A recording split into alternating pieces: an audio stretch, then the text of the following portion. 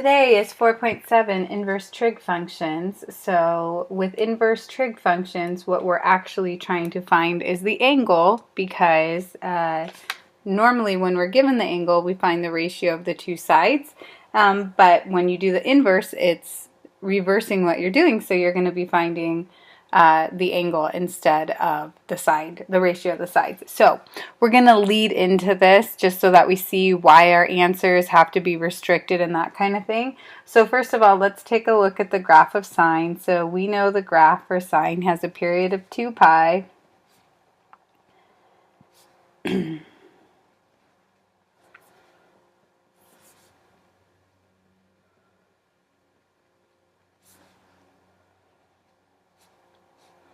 And sine's pattern is x-intercept, max, x-intercept, min, x-intercept, and it repeats that pattern. So I'm just going into the negative direction as well. So here's two full rotations or 2 periods of the sine graph. Okay, easy enough. That's a review. Now, way back in chapter 1, I believe we talked about the vertical line test, which said, hey, if a graph passes the vertical line test, it's a function. So the sine of x is a function. However, if we want to check to see if its inverse is a function, without even looking at what its graph looks like, we have to do the horizontal line test. And as you can see, because this horizontal line touches the graph in more than one place, it does not pass. So sine of x doesn't pass that horizontal line test, and the conclusion we get to draw is that therefore the sine inverse of x is not a function. So of course that would be all fine and dandy for us, because it would mean when they asked us to find the inverse, we would be like, it's not a function, so we don't have to find it. But mathematicians don't stop there. So what they did is they said, hey, we want to be able to find the inverse. So what if we only look at this graph from here to here? So we're only going to look at the graph from negative pi over 2 to pi over 2. They could have picked other pieces, pi over 2 to 3 pi over 2, but keeping it around 0 is easier to find angles. So they said from negative pi over 2 to pi over 2. So if we strict it from negative pi over 2 to pi over 2, what happens is this is what that piece or that restricted graph looks like. So if I do the horizontal line test on that restricted sine function, the sine of x does pass,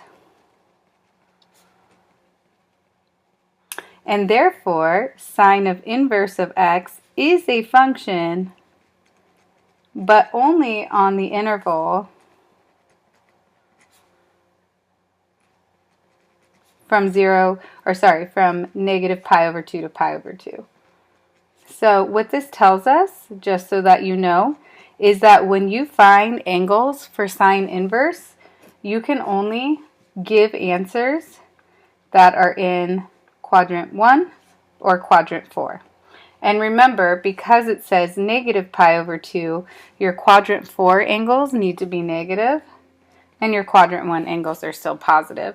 So let's talk about that. If I do all students take calculus, this is where all my positive sine inverses are going to end up, and this is where all my negative sine inverses are going to end up. I'm not even going to look here or here, because my answers for inverse sine can only be in quadrant 1 and quadrant 4, because that's over the interval through which it passes the horizontal line test. So then we move on to the fancy definition, which just says that the y equals sine inverse of x is the inverse of the restricted sine function. We just talked about that. What I like my students to do, this is the graphing form, that's why there's y and x, but I like to constantly remind you that if it's sine inverse of x, you're solving for theta, and another way to write that would be sine theta equals x. So this is when it's solved for a side, right here, this notation is solved for a side, right? Because it says x. But over here, or a ratio of sides, this side, this notation right here is in angle form. So you remember when we did logarithms and we had exponential notation and logarithmic notation? This would be angle notation, and this one would be the ratio of sides notation. So they really are saying the same thing. They're just written in two different forms. If you have the angle, then it's better to be in this form so you can solve for the side length. And if you have the side length, then you want to be in this form so you can find the angle very easily. So the way that you read this statement right here is the sine of what angle? And then, of course, this is over the interval, because we're talking about that angle from negative pi over 2 to pi over 2 equals x. That's this one right here. So, like I said, you get your pick on which way you're going to write it, but take a look at this one right here. It says the sine inverse of root 3 over 2. Find the exact value of it. So first of all, like logically speaking, if you're given a side, you should be solving for an angle. So I want you to go ahead and write, oh yeah, my reminder that I'm solving for an angle. Okay, so that's step 1. So you are going to remind yourself. Step 2 for these types of problems is to draw your triangles that have root 3 over 2. Now, because it's positive, you know, if you do all students take calculus and it's sine, the two triangles that could generate this are in quadrant 1 and quadrant 5, or quadrant 2. So root 3 over 2 is opposite of 60 degree, so it would be this one or this one. And because of the restriction of sine inverse, I don't even need to worry about that one right there, because it is not where it should be, between 1 and 4. So that's that right there. And again, the reason I'm crossing this out is because it is not an element of negative pi over 2 to pi over 2, which is the restriction for sine. We'll see for cosine it's different, and we'll see why in just a second. So we just said this is a 60-degree angle, but like I told you guys, we always answer in radians. So what would be this triangle? You would need what angle? That would be pi over 3. How do I know it's pi over 3? Because this is 60-degree angle, which is the same as pi over 3. Alrighty, let's move on to example 4, which is right here. Find the exact value of sine inverse of negative root 2 over 2, reminding ourselves first that we're solving for an angle. Oh, look, this one's negative. So if I do all students take calculus and it's negative, it's not going to be this one or this one. So it's either going to be in quadrant 3 or 4. Some of you are like, I don't even need to draw a triangle in quadrant 3 because I know it has to be in 1 or 4, and we've already eliminated 1, which is great. I'm just going to continue drawing 2 triangles at the beginning because we do this in a later lesson. So this is negative root 2 over 2, negative root 2 over 2. So that's root 2 over 2. This one does not count because it's not an element. You don't have to write this. This is just for your own understanding. It's not in the interval from negative pi over 2 to pi over 2. So then we have this angle, and some students are going to go, oh, that angle is 7 pi over 4. But it can't be 7 pi over 4 because it has to be an angle that's written in this element. So you know this is a 45-degree angle right there. So just go in the negative direction. So theta would equal negative pi over 4. And I'm just going to write can't be 7 pi over 4 since 7 pi over 4 is not an element of negative pi over 2. It's not part of that interval, so you just have to find a coterminal angle, like negative pi over 4, that is. Alright, progressing to cosine now. So here's our mini graph of cosine real quick. So with cosine, it's 2 pi 1, negative 1. There's our little label, and cosine starts up at its amplitude, x-intercept, negative amplitude, x-intercept, positive amplitude, and it goes like that. So if I tried, remember it can start right here, to go from negative pi over 2 to pi over 2, does it pass the horizontal line test? So look at that graph right there. Does it pass the horizontal line test? No. And again, like I just said, if I try and go from here to here, it's still not passing. So guess what? Mathematicians said with cosine, we have to change that interval of answers we're going to accept. We're going to accept answers from 0 to pi. Okay? So cosine x doesn't pass. Therefore, cosine inverse of x is not a function when it's unrestricted.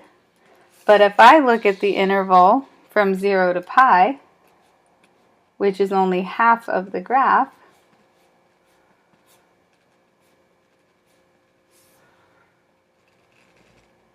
then it does pass, and therefore cosine inverse is a function. So where on the unit circle am I looking for my answers? So here is 0 to pi. So my answers are going to be somewhere in that semicircle. So with cosine, your angles are answers in quadrant 1 and quadrant 2. Okay?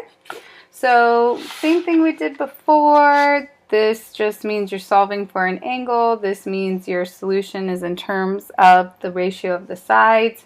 And the statement is read above as the cosine of what angle over the interval. So here's where we're going to change it, right? We're going to write over the interval of 0 to pi because that's where the inverse is defined.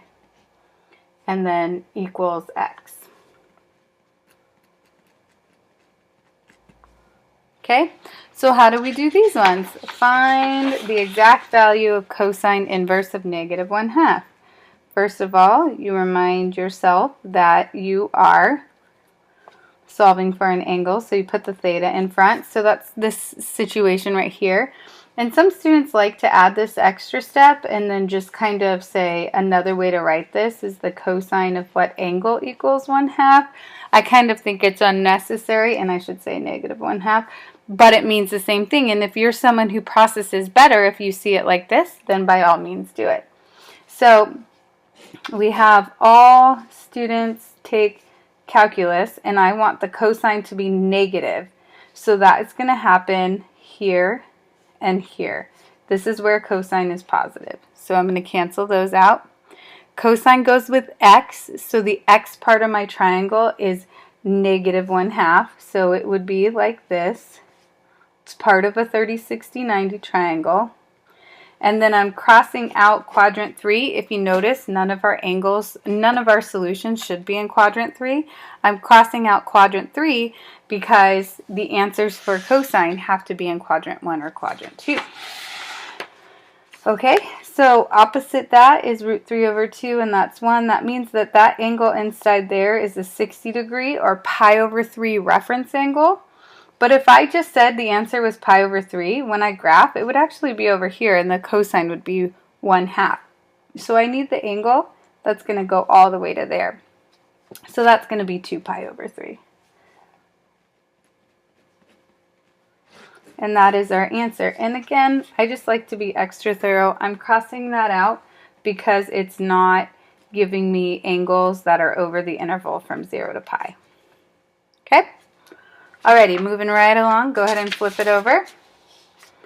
Tangent is a little bit different. So you guys recall the graph of tangent. Remember those asymptotes are at negative pi over 2 and positive pi over 2. And we go like that. So guess what? If you just look at one iteration of tangent, one rotation of tangent, it passes the horizontal line test. So that is why tangent is restricted to negative pi over 2 and pi over 2, which is just like sine. How funny, because they're right next to each other in the alphabet, S and T. So for tangent, you're again looking for quadrant 1 and quadrant 4, just like sine. And again, if you want to change those to angles, you're more than welcome to. So tangent's a little tricky because its ratio of sides is y over x. Sine and cosine are easier because it's x over 1 or y over 1 because we're on the unit circle. But tangent, you don't have that radius in that ratio, so it makes it just a little bit more challenging. So when you want to find the exact value of the tangent inverse of root 3, we're starting off by reminding ourselves that we're solving for an angle. So there's the first part. And then the next piece is kind of intuitive, but you're not allowed to use a calculator on these yet. There's some problems you can, but root 3 is part of the 30, 60, 90 triangle.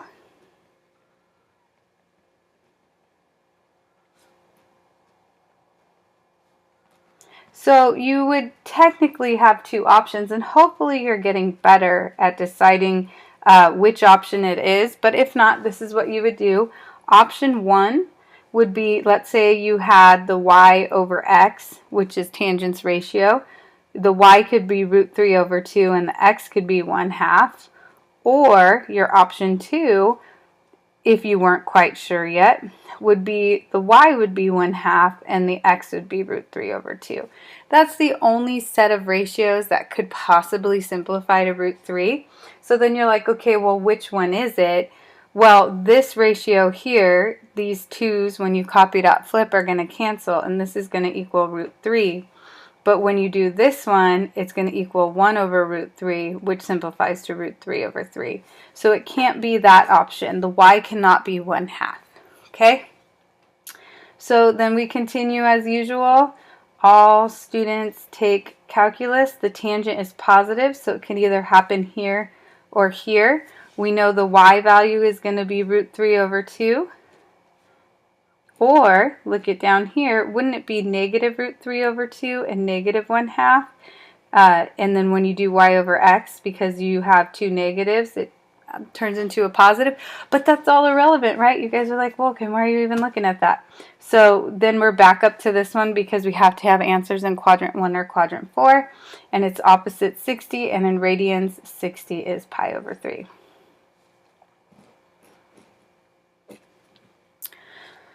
Moving right along, example 7, the 1s always get people. So if you get a 1 or a negative 1 and it's an inverse and you're doing sine or cosine, it's got to be one of those quadrantals, one of the guys that ends up here. But when you're doing tangent, that's a different story because you're looking at the ratio of the two sides. So we know that, I'm going to start that off again properly. So again, reminding ourselves that we're solving for an angle. And so then our thing, what we know is that y over x must equal negative 1. So therefore, x and y must be the same value in order for it to reduce to 1. But they do have to be opposite signs.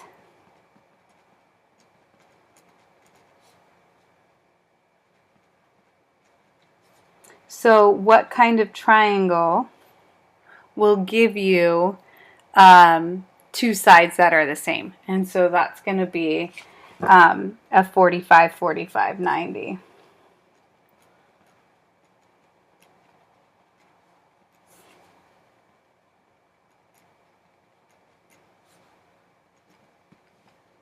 So 45, 45, 90. All students take calculus. This is where the tangent is positive. This is where it's negative. It's going to be either this one, where the x is positive and the y is negative, or this one, where the x is negative and the y is positive. But it can't be this one because we're restricted to quadrants 1 and 4. And then this is 45 degrees, so we need to do the negative angle, which would be negative pi over 4. All right, so now we're going to move on next to graphing calculator skills, which we already did It says use a graphing calculator to find the decimal places, round to 2 decimal places. So remember, unless it specifically says degrees, you're going to change your mode to radians. So I might run out of batteries here, but I haven't yet. So second cosine of 4 divided by 9. So that's just going to be 1.11. And then the next one is second sine of negative 0.625. And that's negative 0.68. Because we're rounding to 2 decimal places. This next thing right here, you don't have to memorize this stuff. This is just kind of summing up what we already have been covering. So a couple of things I want you to know. So first of all, I don't want you to memorize this. It's not necessary. You're going to be able to do it just fine without memorizing. Okay, second thing that I want you to know is that whatever you see first is how you're going to determine what you're solving for. So whatever function you see first determines what you're solving for. So remember, sine and sine inverse and cosine inverse undo each other. So that's what's going on here. So it's saying, okay, well, what if the sine is first and I undo sine inverse with sine? Those would cancel out. What is that going to be? That is going to be the ratio. Because the sine is first, you're going to be solving for a ratio. Whenever the inverse sine is first, you're going to be solving for an angle. So what this is saying is if you're solving for a ratio, your answers have to be between -1 and 1. There's 2 reasons why this completely makes sense. I'm going to flip over the paper and give you the first reason. So what this means is you plug in an angle and your answer is going to be the ratio of 2 sides. So if I plug an angle anywhere in the sine graph, don't my answers have to be between -1 and 1 because that's the range or the output? That's the first reason why that makes sense. The second reason that makes sense is think about a triangle. What is the longest length on our unit circle? It's 1. So the longest radius is 1. So, or if you are doing like 3 pi over 2, it can be -1 because down at 3 pi over 2, this point right here is 0, -1. Okay? 2 reasons why that makes sense. When you're solving for sine inverse, your answers have to be between negative pi over 2 and pi over 2. We already know that. So ratio, again, same reason, cosine is restricted. This one's going to be an angle, but notice it says 0 to pi. We just covered why. Tangent is a little different. You're like, why isn't it -1 to 1? What's tangent's range? From -infinity to infinity. So that's why answers for tangent can be anything. And then answers for tangent inverse, which is when you're solving for an angle, can only be from negative pi over 2 to pi over 2. Okay, that's all that you have right there. This is stuff that we've just covered. It's just summed up. Again, I don't need you to memorize it. I'm going to show you how to use it right here. Okay, so we're going to get to this first problem in example 9, and it says find the exact value if possible. Okay, so what comes up first is a cosine, which means I'm going to be solving for a ratio. And in fact, let's go through all of them and figure out what we're solving for. This is an angle because sine inverse is first, and this is an angle because sine inverse is first. I'm even going to 10. Which one is first? Sine. So this is going to be a ratio. And what about example 11? This is going to be what? It's going to be another ratio. Let's go down here to 12. What comes first? Cosine. So we're going to be solving for a ratio. And even on number 13, because it's a secant, when would it not be a ratio? If an inverse is first, like in example 9b. Okay? So if I'm solving for a ratio of 2 sides, the answer must be a number from -1 to 1. So look at this number right here, which is 0.7. Is that in between -1 to 1? Yes, so I'm going to check it off. So these are going to undo each other, and the answer is going to be 0.7. Pretty cool. That one's super easy. It's not always that easy. So let's take a look at the next one. The sine inverse is first. So we're like, okay, cool. If the sine inverse is first, then I'm solving for an angle. Your gut reaction is going to be like, well, those undo each other. The answer is 3 pi over 2. But remember, if it's inverse sine, my answer has to be from negative pi over 2 to pi over 2. And 3 pi over 2 is not in there. Okay, so it's really simple. We just use a coterminal angle. Look at this. So here is where 3 pi over 2 is. It's right there. How can I get there but somehow be in the interval? What if instead of going counterclockwise, I go clockwise? What's that angle right there? That would be negative pi over 2. So my answer is negative pi over 2. I'm actually going to erase this theta because it wasn't given. So we're just going to do that. Okay, so again, this angle is not part of a restricted sine function, so I just find a coterminal one. Found coterminal angle. Good review word, look it up. It's from 4.1 if you don't remember. Okay, let's go to this one right here. Sine inverse, sine of 5 pi over 4. Because it's inverse, it needs to be between these two things. Negative pi over 2 to pi over 2. So you can't just cross these out like we did in A because you need to check. This is 5 pi over 4, which is 1 1/4. That doesn't fit. So let's take a look at just sine of 5 pi over 4.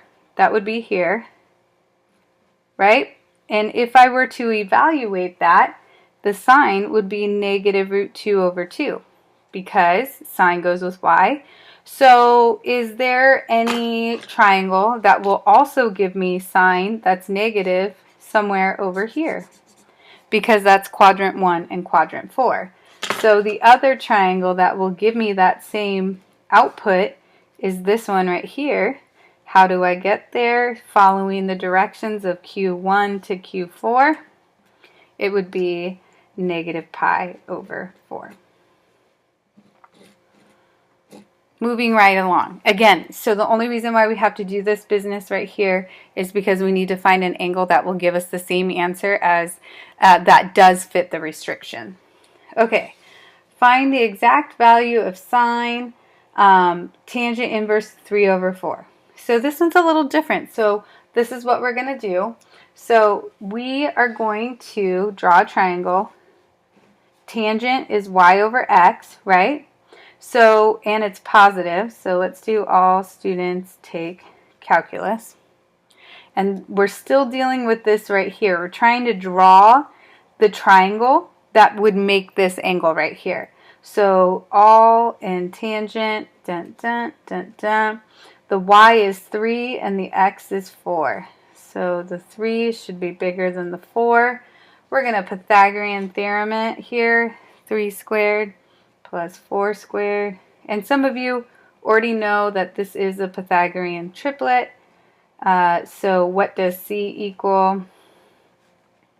Plus or minus 5, but because it's the length of a radius, we don't really see the circle. It's going all the way around here, but it's 5. So look at, we're not on the unit circle because the radius is not 1. So now I have this as the angle. So here is the angle that's being described. I don't know what it is, but guess what? I don't need to because the sine is first. I just need the ratio that makes up sine. And sine is y over r. And now that I have this triangle, y over r is 3 over 5. So sneaky. Okay, moving on. This problem is going to be very similar here. So next we have cotangent. And by the way, I didn't say this, but why didn't I include this triangle here? Because tangent inverse right here, it has to be an angle between negative pi over 2 and pi over 2. So that excludes that one right there.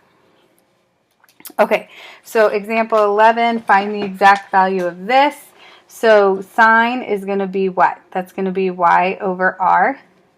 And it's inverse, and it's sine, so it's negative pi over 2 to pi over 2. Remember, cosine is the only one that's 0 to pi. And then I'm going to draw my triangle.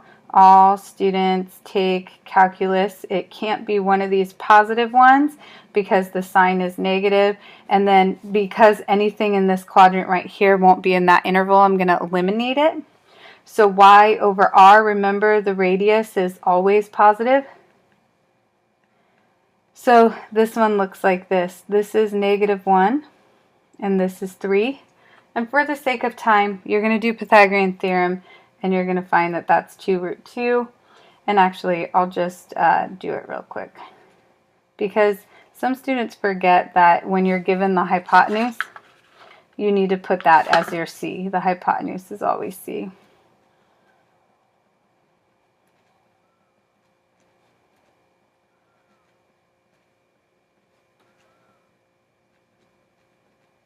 Okay, there's the math for that part. So now I have the angle described by this inverse feature, and now I just take cotangent, and cotangent is x over y, and x is going to be 2 root 2, and y is negative 1, so negative 2 root 2. That's that one. We're almost done. Yay. Trying to go through these a little quickly. This one is super interesting because you kind of have to be able to completely understand the ratios. So this one right here, it's the same thing we were doing right here. We're going to see this as a ratio of two sides. Even though we don't know what x is, we're going to see it as a ratio of two sides. Here's the tricky part. This is going to be your y value, and this is going to be your r value, right? So in the numerator is your y value, in the denominator is your r value. So you need to draw that triangle, and because it's sine inverse, we're only looking over the interval from negative pi over 2 to pi over 2. So all students take calculus. This is a positive x, so it's either going to be here or here. And then it can't be this one because that's not in that interval. So this is the tricky part. Your height of your triangle needs to be x, and your r, or your radius, is right there. Okay? So we need to find the missing side. So again, let me just say this. It's because the sine's ratio is y over r. For whatever reason, they've chosen to label the variable x. It still is in the numerator over, it's still y over r. Okay, so x over r, or if you prefer, this might be easier, opposite over hypotenuse. Maybe that's easier for you. So it's going to be x is opposite, and then 1 is the hypotenuse. Okay, so then we got a Pythagorean theorem. So we're going to do x squared plus b squared equals 1 squared. And this is going to be kind of annoying, but it doesn't mean we can't finish. So I'm solving for this missing side, which is b, so I subtract x squared, and then I have to square root. And in this case, because it's in quadrant 1, cosine is going to be positive. So this right here is 1 minus x squared. Now notice it says write this as an algebraic expression in x, which means x is going to be in your answer. So now we're looking for cosine, which is x over r, or adjacent over hypotenuse. So your x is what? Square root 1 minus x squared, and your hypotenuse is 1. So this is just 1 minus x squared. Whew, that was fun. Okay, let's keep going. So this is the last one right here. It's very similar to this one we just did. The tangent of x, which means we need to be from negative pi over 2 to pi over 2, being careful when we select which quadrant we're going to be in. And then the ratio for tangent is y over x, or if you prefer, opposite over adjacent. That might be easier for you. So I'm going to take that and make it a ratio so I have the two values. So opposite is x, and adjacent is 1. Guess what? Pythagorean theorem. This time I'm solving for the hypotenuse, so that's c squared.